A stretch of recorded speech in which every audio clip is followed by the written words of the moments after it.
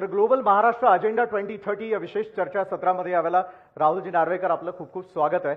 मात्र आपल्या या मुलाखतीला सुरुवात करण्याआधी खरं तर जे प्रेक्षक वर्ग आहे त्यांच्या उत्स्फूर्त प्रतिसादाची निश्चितच आम्हाला सगळ्यांना आवश्यकता आहे। तुमच्या टाळ्यांचा कडकडाट हा आमच्यापर्यंत पोहोचत नाहीये। खास करून जे विद्यार्थी किंवा जे प्रेक्षक आणि जे आपले सर्व मान्यवर आहेत महाराष्ट्राच्या कानाकोपऱ्यातून या ठिकाणी आलेले आहेत, त्यामुळे मला वाटतं महाराष्ट्र काय आहे, महाराष्ट्राचा पुढचा अजेंडा नेमका काय आहे याविषयी आपण लगेचच चर्चेकडे वळूयात। राहुलजी, पहिला आणि महत्त्वाचा प्रश्न मला आपल्याला हा विचारायचा आहे की यापूर्वीचा तुमचा असलेला कार्यकाळ आणि आता नवं आलेलं सरकार, या दोन्हींमध्ये अनेक चॅलेंजेस तुमच्या समोर आहे। मात्र ग्लोबल महाराष्ट्राच्या दृष्टीने तुमच्या दृष्टिक्षेपात नेमकं काय आहे? नाही, सर्वप्रथम सरकार नवीन आहे, पण माझं कार्य हे जुनच आहे। बरोबर, कारण मी परत आता विधानसभेचा अध्यक्ष आहे आणि त्यामुळे विधानसभेचा अध्यक्ष असताना महाराष्ट्राचं विधिमंडळ हे देशातली सर्वात प्रीमियम लेजिस्लेटिव्ह बॉडी म्हणून ओळखली जाते आणि त्यामुळे बेस्ट पार्लमेंटरी प्रोसिजर्स असतील किंवा संसदीय लोकशाहीला अधिक बळकट करत सामान्य माणसाचा विश्वास संसदीय लोकशाहीवरती अधिक बळकट कसा करता येईल यावरती निश्चितपणे माझा फोकस राहीलच। आणि येणाऱ्या काळात 2030 जे आपण लक्ष ठेवलेलं आहे त्या काळात आज आपण बघितलंय भारत हा जगातला सर्वात तरुण देश मानला जातो। आपलं ॲव्हरेज एज पॉप्युलेशन हे साधारण 27 वर्ष आहे। बरोबर, आणि ह्या यंग पॉप्युलेशनला जर स्किल्ड पॉप्युलेशनमध्ये डेव्हलप केलं गेलं, कन्वर्ट केलं गेलं, तर निश्चितपणे येणाऱ्या काळात भारत हा ह्युमन रिसोर्सचं एक पॉवर इंजिन बनेल आणि जगातल्या कानाकोपऱ्यात भारतातले युवा पिढी जाऊन देशाला अभिमान वाटेल असं कार्य करू शकतील। आणि म्हणून स्किल डेव्हलपमेंट हे मोठं ध्येय आहे। त्याचबरोबर विधिमंडळात सकारात्मक चर्चा घडवून सामान्य माणसाच्या जीवनात बदल घडवून येणाऱ्या पिढीला एक डेव्हलप्ड महाराष्ट्र देणं हे ध्येय आमच्या सर्वांचंच आहे। बरं, पण त्यासाठीची व्याख्या नेमकी काय समजायची? म्हणजे एका बाजूला राजकारण सुरू असल्याचं आम्हाला पाहायला मिळतं, दुसरीकडे फॉरेन इन्व्हेस्टमेंटच्या नावाखाली अनेक दौरे होत असल्याचं आम्हाला बघायला मिळतं। मात्र सर्वसामान्यांच्या अपेक्षा कधीपर्यंत पूर्ण होतील असं तुम्हाला वाटतं? पुढचा 5 वर्षाचा कार्यकाळ हा योग्य असेल का? आणि जे मग राजकीय बॉम्ब फुटतील, अनेक भूकंप येतील, जे बोललं जातं ते पुढच्या 5 वर्षात येतील की नाही? राजकारण थांबणार अशी अपेक्षा मला वाटत नाही कोणाचीच असेल। राजकारण हे कंटिन्युअस प्रोसेस हे चालू राहणार, पण राजकारण चालू आहे म्हणून विकास होणार नाही या मताशी मी काय सहमत नाही। आपण जर बघितलं असेल तर अलीकडच्या काळात ज्या प्रकारचं मूलभूत सुविधांचा विकास या राज्यात या शहरात झालेला आहे, आपण बघा समृद्धी महामार्ग आज नागपूर आणि मुंबई मधलं अंतर एवढं कमी करून बसलो आहोत आपण आणि गेम चेंजर असा हा रस्ता झालेला आहे। आपण अटल सेतू 21 किलोमीटर लांबीचा 22 किलोमीटर लांबीचा पहिला सी ब्रिज हा महाराष्ट्रात होत आहे। एशियामधला सर्वात मोठा सी ब्रिज मानला जातो। त्याचप्रमाणे आपण कोस्टल रोड जर बघितलात तर थेट दक्षिण मुंबईतल्या मरीन ड्राईव्ह पासून आता तर तो वांद्र्यापर्यंत आहे, परंतु पुढे जाऊन आता वर्सोवा आणि त्यानंतर वसई विरारपर्यंत हा रस्ता जाणार आहे। यातून सामान्य माणसाच्या आयुष्यात बदल घडणार आहे।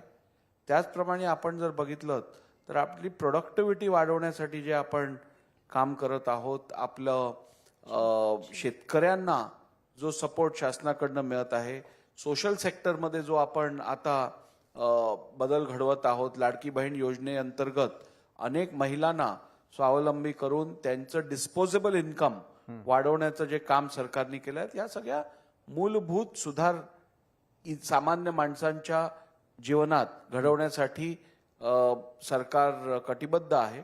आणि मला खात्री आहे येणाऱ्या 5 वर्षात हे जे ध्येय आपण ठेवलेलं आहे की प्रत्येक माणसाला डोक्यावर छप्पर, खायला भरपूर अन्न आणि रोजगाराची हमी, या सगळ्या गोष्टींवरती येणाऱ्या 5 वर्षात आपण निश्चितपणे यशस्वीरित्या काम करू असा मला विश्वास आहे। बरं, ध्येयपूर्तीच्या दृष्टीने जर इतके अजेंडे असतील म्हणा किंवा विकास प्रकल्प असतील, ते फक्त शहर केंद्रित होत आहेत असं नाही का वाटत? ग्रामीण विकासाचा देखील अजेंडा ठरलेला आहे का? पूर्णत्वास येईल का? लागला तर किती काळ लागेल? नाही बघा, आता उदाहरणात्मक आपण समृद्धी महामार्ग बघितला, 2 शहरांना जोडतोय, पण त्या मार्गात किती गावं कनेक्ट होत आहेत आणि किती गावांमधनं तो रस्ता चाललाय. पण मग ज्यांच्या जमिनी जात आहे त्यांचं काय? नाही, निश्चितपणे आता जमिनी विकास हवा असेल तर कुठेतरी आपल्याला त्याबद्दलची त्यागाची भूमिका घ्यायला लागेल. आणि जमिनी जरी जात असतील तरी त्या जमिनींसाठी आता नवीन लँड ॲक्विजिशन ऍक्ट प्रमाणे चौपट तुम्हाला कॉम्पेन्सेशन मिळतंय, भरपाई मिळते. त्यामुळे ज्याची जमीन जात असेल त्याला वाऱ्यावर सोडलं जाणार नाही. त्याला जे योग्य कायदेशीर कॉम्पेन्सेशन असेल ते निश्चितपणे प्राप्त होईल. बरं, ग्रामीण विकास करत असताना मात्र आता शेती आणि त्या दृष्टीने काही महत्त्वाची पावलं उचलली जातील का? कारण आज विविध चर्चासत्रांच्या माध्यमातून उद्योग क्षेत्र असेल, कृषी असेल, पर्यटन असेल, त्याचबरोबर वन संरक्षण असेल, महिला आणि बाल विकास असेल, त्या दृष्टीने देखील अनेक चर्चासत्र घडताना दिसतील. मात्र तुमच्या नजरेतून कुठल्या डिपार्टमेंटने काय काय निर्णय घ्यावे असं तुम्हाला वाटतं? कारण अनेक वेळा राजकारणी केवळ तुमच्यापर्यंत प्रश्न घेऊन येतात, आज तुम्हाला त्यांना उत्तर देण्यासाठी संधी आहे. नाही, मला वाटतं कुठचाही विकास हा शाश्वत जर नसेल, सस्टेनेबल जर नसेल, तर असा विकास खऱ्या अर्थाने उपयोगी पडणार नाही. लॉंग टर्म त्याचे बेनिफिट्स मिळणार नाहीत.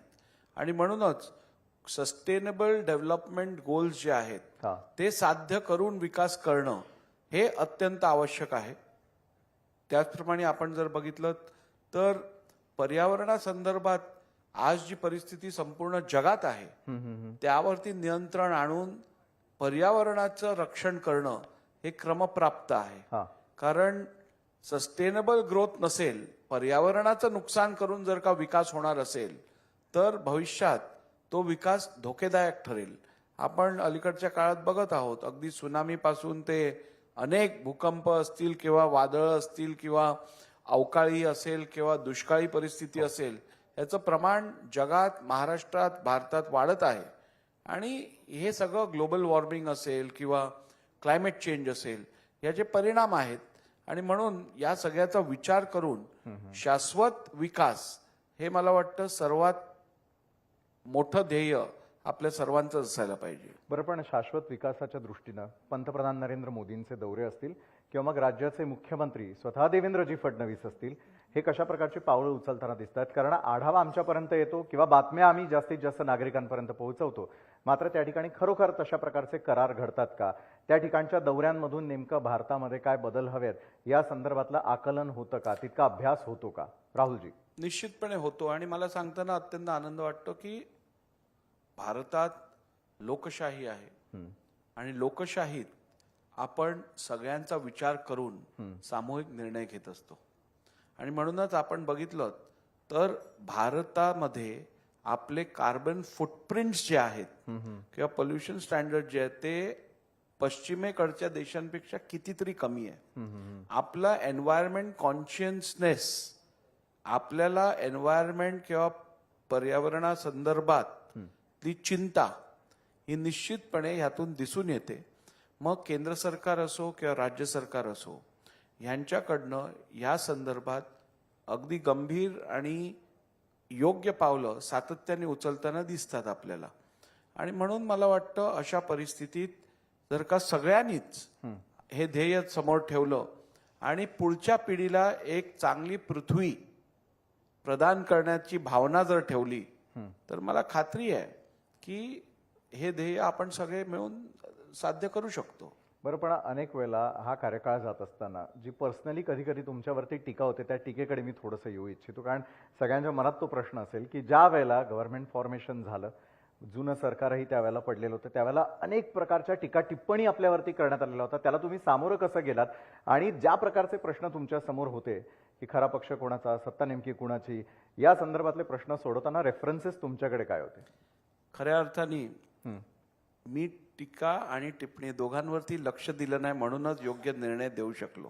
बरं, कदाचित त्या टीका आणि टिप्पण्या केवळ माझं लक्ष विचलित करून कुठच्या तरी दबाव माझ्या निर्णय प्रक्रियेवर आणण्यासाठी केल्या गेल्या असतील.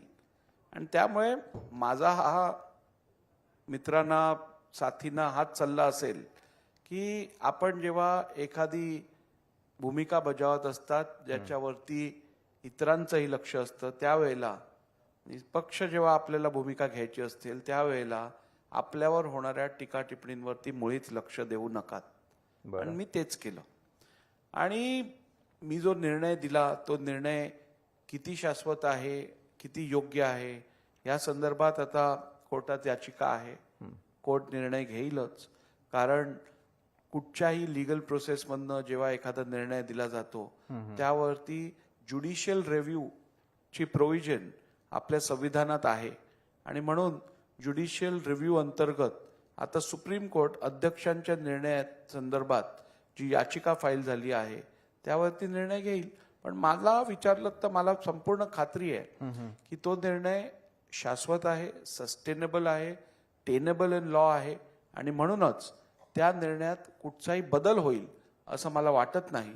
आणि हा निर्णय संसदीय लोकशाहीला अधिक बळकट करण्यासाठी निश्चितपणे येणाऱ्या काळात उपयोगी ठरेल. बरं, संसदीय लोकशाही जर त्यामुळे बळकट होत असेल, तशाच प्रकारे विविध क्षेत्रातले जे अवॉर्डीज आहेत आज आपल्याबरोबर, त्यांनी वेगवेगळे पेटंट्स असतील म्हणा किंवा त्यांनी केलेला रिसर्च आहे, अशा अनेक गोष्टी आहे. कायद्याच्या दृष्टीतून आज तुम्ही या सत्रांमध्ये आलेल्या प्रत्येक मान्यवराला काय नेमकं सांगू इच्छिता? कारण ज्या वेळेला ते एखादं काम करतात ते कायद्याच्या दृष्टीनं सक्सेसफुल करणं देखील तितकंच गरजेचं असतं. मात्र ज्यावेळेला कायद्याच्या समोर ते येतं त्याचं पेपर वर्क असेल किंवा त्याला एक चौकट लावून देणं जे असेल ते किती महत्वाचं असतं आणि कायद्याचं ज्ञान प्रत्येक क्षेत्रासाठी असणं किती महत्वाचं. आपण आत्ताच जो उल्लेख केला की अनेक लोकांनी वेगवेगळे पेटंट्स असतील, ट्रेडमार्क्स असतील किंवा आपले संशोधन केलं असेल, या सगळ्यांना कुठेतरी संरक्षण देणं आवश्यक आहे. कारण एखादी व्यक्ती जेव्हा एखादं संशोधन करतात त्यावेळेला त्यापाठी खूप मेहनत असते, त्यापाठी खर्चही केला गेला असतो, त्यापाठी आपल्या आयुष्यातला बराचसा वेळ दिला जातो. आणि अशा परिस्थितीत एखादं संशोधन झाल्यानंतर इंटेलेक्च्युअल प्रॉपर्टी राईट्सच्या माध्यमातून त्यांना संरक्षण दिलं गेलं नाही तर कुठेतरी आपण पुढच्या पिढीला किंवा इतर लोकांना प्रोत्साहित करणार नाही संशोधन करण्यासाठी. त्यामुळे आपण मांडलेल्या मताशी मी 100% सहमत आहे की आपल्याकडे IPR इंटेलेक्च्युअल प्रॉपर्टी राईट्सचा कायदा अत्यंत स्ट्रॉंग आहे, कठोर आहे. आणि त्यामुळे त्यातून प्रोटेक्शन हे संशोधन करणाऱ्यांना मिळतंच. मग ते पेटंट्स असतील किंवा इतर प्रकारचे इंटेलेक्च्युअल प्रॉपर्टी राईट्स असतील, यातून निश्चितपणे हे संरक्षण प्राप्त होतं. आणि सरकार म्हणून किंवा विधिमंडळ म्हणून आम्ही या विषयात अत्यंत कॉन्शियस आहोत. आम्हाला कल्पना आहे की हे प्रोटेक्शन अशा होतकरू संशोधन करणाऱ्या लोकांना देणं अत्यंत आवश्यक आहे. आणि म्हणून त्या संदर्भातले कायदेही आम्ही यापूर्वी पारित केलेले आहेत. बट राहुलजी, एक मला प्रश्न आहे की अनेक सरकारी स्कीम्स येतात, त्या सरकारी स्कीम्स सर्वसामान्यांपर्यंत पोहोचत नाही किंवा मी ज्या क्षेत्रात काम करतोय त्या क्षेत्रातल्या व्यक्तीला जर ते पोहोचत नसेल तर त्यांनी अशा वेळेला काय करायला हवं आणि तुमच्या सरकारी योजना या शेवटपर्यंत त्याची अंमलबजावणी होतीये का यावरती काटेकोर नजर ठेवण्यासाठी सरकार काय पावलं उचलणार? म्हणूनच आता आपण बघितलं असेल यापूर्वी एखाद्या स्कीमचे जे फायदे होते, बेनिफिट्स होते, ते बेनिफिशरी पर्यंत पोचायला बराच वेळ लागायचा आणि पोचता पोचता 20-25% फायदा हा शेवटच्या बेनिफिशरीला प्राप्त होत होता. त्या सगळ्या अडचणींवर मात प्राप्त करण्यासाठी आता आपण DBT पद्धत स्वीकारलेली आहे. डायरेक्ट बेनिफिट ट्रान्सफर मधनं एखाद्या स्कीम अंतर्गत जर एखादा लाभार्थी असेल तर त्या लाभार्थ्यापर्यंत थेट ती रक्कम किंवा ते फायदे पोचवण्याची आता सिस्टम ही सरकारने स्वीकारलेली आहे. त्यामुळे मला वाटतं आता गळती बऱ्या प्रमाणात कमी झालेली आहे. परंतु मी आपल्या मताशी सहमत आहे की अनेक अशा सरकारी योजना आहेत ज्या अजूनही तळागाळापर्यंत पोचलेल्या नाही आहेत किंवा पोचायला अडचणी होत आहेत. या संदर्भात शासन काम करत आहे आणि निश्चितपणे ज्या योजना सामान्य माणसासाठी शासनाने दिलेल्या आहेत त्याचा पूर्ण लाभ हा सामान्य माणसाला मिळायला पाहिजे आणि त्या संदर्भात अधिक काम करणं आवश्यक आहे याशी मी सहमत आहे. बरं, येत्या काळामधल्या आणखीही आमच्याबरोबर अनेक वक्ते असतील, त्यांच्यासाठी हा प्रश्न असेलच. मात्र या योजना सरकारला खरोखर सध्या परवडणाऱ्या आहेत का? जागतिक आकडेवारी येताना दिसते किंवा महाराष्ट्राच्या तिजोरीवरती असलेला भार या संदर्भातही ज्यावेळेला आकडेवारी येते त्यावेळेला या योजना खरोखरच भारतासाठी महत्त्वाच्या आहेत का? आणि पुढची 5 वर्ष त्या टिकतील याची शाश्वती सरकारला तरी आहे का?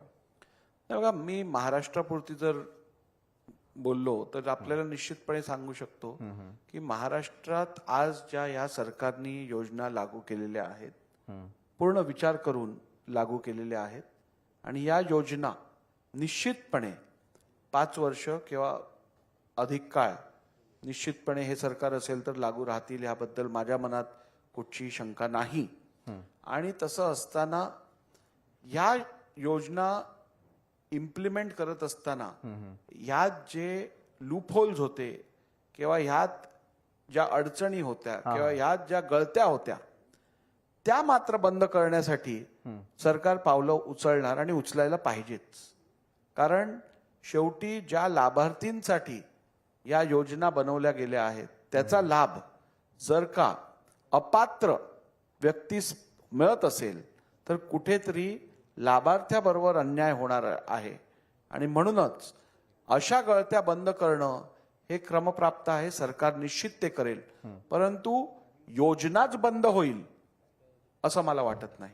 बरं, पण योजना बंद होणार आहे असं जे विरोधकांची सातत्यानं ओरड असते, सरकारही टिकणार नाही, आपल्यातच काहीतरी आलबेल असल्याचं ज्या वेळेला दिसून येत नाही त्यावेळेला मात्र काय? या नाराजीचा सूर खरा की खोटा? विरोधक जे आरोप करतात ते किती खरे खोटे? आता अशा सुरावर हसावं की काय म्हणावं हे मला समजत नाही. आकडे बघा तुम्ही, आज आकडे बघितलेत तर ह्याच्यापेक्षा स्थिर सरकार येऊ महाराष्ट्रात कधी होतं का? आज जे आकडे विरोधी पक्षाकडे आहेत आणि सत्तारूढ पक्षाकडे आहेत. पण आकड्यांची जी जुळवाजुळव करावी लागतीये ती राजकारण्यांना तरी मान्य आहे का? नाही, मला वाटत नाही जुळवाजुळव कुठची करायला लागते. कारण ती कायद्याच्या चौकटीत बसवली जाते. त्याचं कारण तुम्हाला सांगतो. हा, लोकशाहीत जेव्हा पक्ष एकत्र येतात तेव्हा सामान्य जनतेचा समज असा असतो की हे पक्ष विचारधारेला सोबत घेऊन एकत्र आले आहेत. त्याला आपण नॅचरल अलायन्स म्हणतो. शिवसेना भारतीय जनता पार्टी हा नॅचरल अलायन्स आहे. शिवसेना काँग्रेस हा नॅचरल अलायन्स होता का? त्यामुळे जेव्हा विचारधारेशी तडजोड न करता आपण एखादी आघाडी किंवा युती करतो त्यावेळेला ती शाश्वत असते, ती टिकते. आपण बघितलेलं आहे त्याचं उदाहरण महाराष्ट्रातही. शिवसेना भारतीय जनता पार्टीची युती ही 1990 पासून सातत्याने आजपर्यंत शाश्वत राहिलेली आहे. मधल्या काळात ज्या वेळेला विचारधारेशी कुठेतरी तडजोड करत ही युती तोडण्याचं काम काही लोकांकडनं झालं त्याचे परिणाम संपूर्ण महाराष्ट्राने उघड्या डोळ्यांनी बघितलेले आहेत. त्यामुळे राजकारणात विचारधारा ही महत्वाची आहे असं मला वाटतं. बरं, जसं सर्वसामान्य नागरिक आपापले टॅक्स भरतात, आपल्या जबाबदाऱ्या योग्य रीतीनं पार पाडत असतात, तशाच काही जबाबदाऱ्या राजकारण्यांच्या आहेत का? आणि ग्लोबल महाराष्ट्राचा अजेंडा 2030 हा पूर्ण करण्यासाठी त्याचं पालन किती असेल? तशी प्रतिज्ञा हे राजकारणी करतील का? आणि महाराष्ट्रातल्या जनतेला शाश्वत करतील का? सर्वात पहिली पॉलिटिकल आणि नॉन पॉलिटिकल क्लास हा वेगळा आहे. हा समज आपण दूर करायला पाहिजे. कसा? कारण राजकारणी व्यक्ती जो असेल किंवा राजनेता जो असेल तो पण या देशाचा नागरिक आहे आणि त्याच्यासाठी पण टॅक्स स्ट्रक्चर तोच आहे, त्याच्यासाठी पण कायदे तेच आहेत आणि त्याची अंमलबजावणी ही तशीच व्हायला पाहिजे. या मताशी केवळ मी नव्हे तर या मताशी सहमत मला वाटतं राजकारणात असणारी प्रत्येक व्यक्ती असेल. प्रत्येक क्षेत्रात कुठे ना कुठे आपल्याला काही लोक अशी दिसून येतात जी त्या क्षेत्रात त्यांच्या कामामुळे त्या क्षेत्रातला बदनाम केलं जातं. पण मला वाटतं काही लोकांमुळे संपूर्ण क्लास किंवा एका क्षेत्राला चुकीचं ठरवणं हे योग्य नाही. आणि विशेष करून आज आपण बघितलं असेल तर आजच्या विधानसभेत तळागाळातनं आलेले, सामान्य घरातनं आलेले अनेक सदस्य आहेत ज्यांनी आपल्या जीवापार मेहनत करून लोकांमध्ये जाऊन लोकांची मनं जिंकून लोकांचा विश्वास जिंकून मेहनतीने आज सभागृहात आलेले आहेत. त्यामुळे अशा सगळ्या वर्गाला जर का आपण विशिष्ट क्लास म्हणून वेगळं केलं आणि त्यांना हाच कायदा ऍप्लिकेबल होत नाही, हेच टॅक्स स्ट्रक्चर ऍप्लिकेबल होत नाही असा समज जर घडवून आणला तर मला वाटतं कुठेतरी त्यांच्यावर अन्याय केल्यासारखं ठरेल. बरं, मला एक प्रश्न विचारायचा. तुम्हीच स्वतः म्हणालात की हा क्लास जो आहे तो आपण बाजूला करून टाकायला हवा. त्या पुढचा प्रश्न आहे की सर्वसामान्य नागरिक म्हणून तुम्ही, मी, आपले असलेले सर्व प्रेक्षकगण यांच्यासमोर महाराष्ट्रापुढची 5 महत्वाची आव्हानं कुठली असू शकतात येत्या काळातली, पुढच्या 5 वर्षातली, आपल्या सगळ्यांसाठीच? नाही, मी आपल्याला सांगितल्याप्रमाणे आज पर्यावरण हे खूप मोठं आव्हान आहे, त्याला जपणं. कारण विकासाकडे पुढे जात असताना तो विकास सस्टेनेबल म्हणजे शाश्वत असणं हे अत्यंत महत्वाचं आहे. कारण नाहीतर त्याचे परिणाम पुढच्या काळात अत्यंत अवघड होतील. त्यामुळे पर्यावरण आणि त्याच्याकडे लक्ष केंद्रित करणं हे अत्यंत आवश्यक आहे. त्याचबरोबर आपल्याकडे जो मोठा युवा वर्ग या राज्यात आहे, या देशात आहे, त्या युवा वर्गाला योग्य दिशा देऊन त्यांना स्किल्ड पॉप्युलेशनमध्ये डेव्हलप करणं हे पण फार महत्वाचं काम आहे. त्याचबरोबर समाजात अलीकडच्या काळात जे विभाजन होत आहे, ज्या दुरावे पडत आहेत, ते कुठेतरी संपुष्टात आणून संपूर्ण देशाला एक समाज म्हणून पुढे जाणं, पुढे नेणं हे अत्यंत क्रमप्राप्त आहे. मला वाटतं असे ह्या गोष्टी केवळ विकासासाठी नव्हे तर एकूण संपूर्ण देशाच्या प्रगतीसाठी आणि देशाच्या एकीसाठी अत्यंत महत्वाचे आहेत. बरं, याकडे आपलं सगळ्यांचं तर लक्ष असेलच. मात्र येत्या काळामध्ये तुमच्या समोरची स्वतः समोरची आव्हानं काय नेमकी निश्चित तुम्हाला वाटायला लागलेली आहेत? कारण राजकीय परिस्थिती दररोज बदलताना आम्हाला पाहायला मिळते. त्याची धाकधूक जितकी जनतेच्या मनात आहे तेवढी आपल्या मनात आहे. मला वाटत नाही आव्हानात्मक परिस्थिती आता महाराष्ट्रात राहिलेली आहे. त्यामुळे माझ्यासमोर तसं काय सभागृहासंदर्भात कुठचंही आव्हान असं नाहीये. आव्हान एकच आहे की जनतेच्या आशा, अपेक्षा, आकांक्षा ह्या 100% पूर्ण करणं हे मला वाटतं प्रत्येकाने हे स्वतःसमोरचं आव्हान समजून या संदर्भात काम करणं. बरं, लोकशाहीचा हा प्रवास अशाच प्रकारे बळकट व्हावा म्हणजे खरी लोकशाही टिकवून ठेवण्यासाठी काय काय करणं गरजेचं आहे? तुमची आमची जबाबदारी त्यासाठी नेमकी काय आहे? आणि एक वृत्तवाहिनी म्हणून तर आम्ही सातत्यानं माध्यम म्हणून यावरती लक्ष ठेवत असतो. मात्र आपली जबाबदारी काय?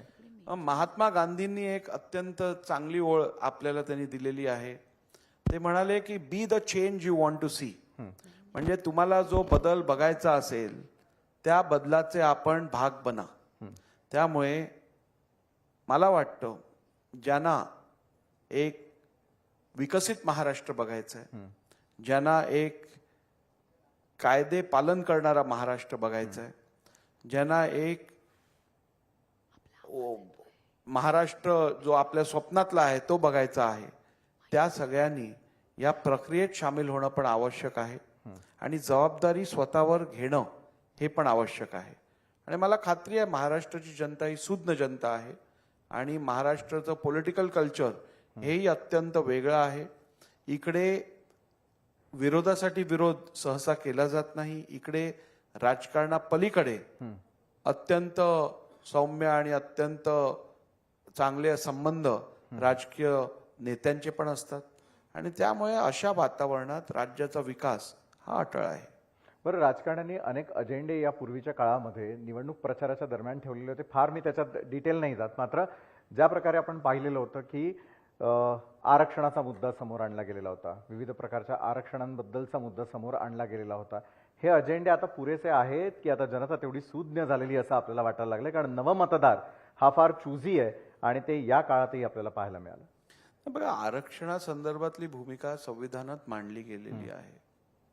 आरक्षण जिथे जिथे आवश्यक आहे तिथे देणं हे गरजेचं आहे.